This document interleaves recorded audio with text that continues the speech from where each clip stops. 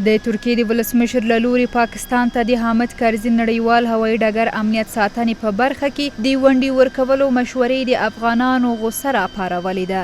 د ترکیې ولسمشر رجب طیب اردوغان چې پرون بروکسل کې د امریکا له ولسمشر جو بایدن سره تر لیدنې وروسته خبریالانو ته خبرې کولې وویل ترکیه کابل کې د حامد کرزي نړیوال هوایي ډګر امنیت ساتنه کې د پاکستان د ښکیلتیا غوښتونکې ده او د کار کې اسلام آباد ځان سره ملګری کوي. اردوغان زیاته کړه چې ترکیه یوازینی هیواد دی چې د افغانستان د باثباته کولو لپاره مرسته کولی شي. امریکا او ناټو بار بار ویلي چې د بهرنیو ځواکونو له وتلو وروسته د حامد کرزي هوایي ډګر خوندیتوب د سفارتونو لپاره ډیر مهم دی او د ترکیې له لوري ساتنه یې دوی ډاډمن کولی شي. په ورته وخت کې د افغانستان د ملي امنیت شورا وايي د حامد کرزي نړیوال هوایي ډګر په ګډون د هیواد ټول هوایي ډګرونه به په نړیوالو معیارونو برابر فعال پاتې کیږي او نړیوال شریکان به د افغانستان سره په غیر نظامي برخه کې خپلو مرستو ته دوام ورکوي.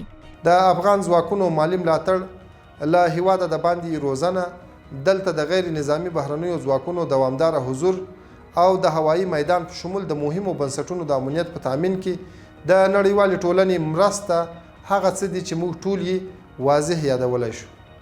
د حامد کرزي هوایي ډګر په شمول به ټول هوایي میدانونه له نړیوالو معیارونو سره فعال پاتېږي او موږ هغه انتخاب کوو چې ګټې یې ملموسې وي. د چارو یو شمېر کارپوهان د ترکیې د ولسمشر رجب طیب اردوغان دا نظر سطحي غیر مسؤلانه او د افغانستان له سیاستونو سره سم نه ګڼي او وایي د افغانستان د ټولو ستونزو مور پاکستان ده. دوی وایي افغانان هیڅکله دا نه مني چې یو ترهګر هیواد د دوی د مرکزي هوایي ډګر د مسؤلیت په برخه کې کار وکړي. د چارو د یو شمېر نورو کارپوهانو په باور د رجب طیب اردوغان څرګندونې پاروونکي ګڼي او وایي ترکیه باید د افغانستان سیاسي او امنیتي اوضاع ته په کتو څرګندونې وکړي.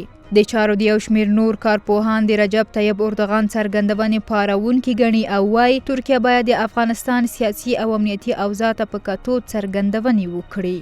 مونږ په هیڅ وخت کې د پاکستان نه ته د کرونا په هکله مرسته نه غواړو. که مونږ کرونا وژني مونږ پرې ډېر خوشحاله یو، خو نه پاکستاني او پنجابي باروت او د دې غلطې پالیسۍ. مونږ یو مستقل هیواد یو، افغانستان یو خپل استقلالیت لري. دا د هوایي ډګرونو د تضمین مسله ډېره فرعي مسله ده.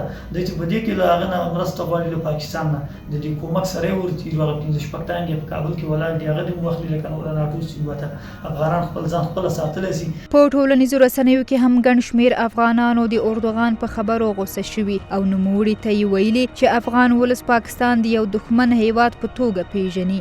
د افغانستان د وسلوال پوځ پخوانی جنرال دولت وزیري په یوه ټولنیزه پاڼه فیسبوک ولسمشر غني ته لیکلي چې افغان ځواکونه د دې وړتیا لري چې د حامد کرزي نړیوال هوایي ډګر ساتنه وکړي او باید په دې تړاو نور بهرني هیوادونو خپلو بحثونو ته د پای ټکی کیږدي. نورو ګڼ شمېر افغانانو هم پر فیسبوک او ټویټر د اردوغان د خبرو غندنه کړې ده.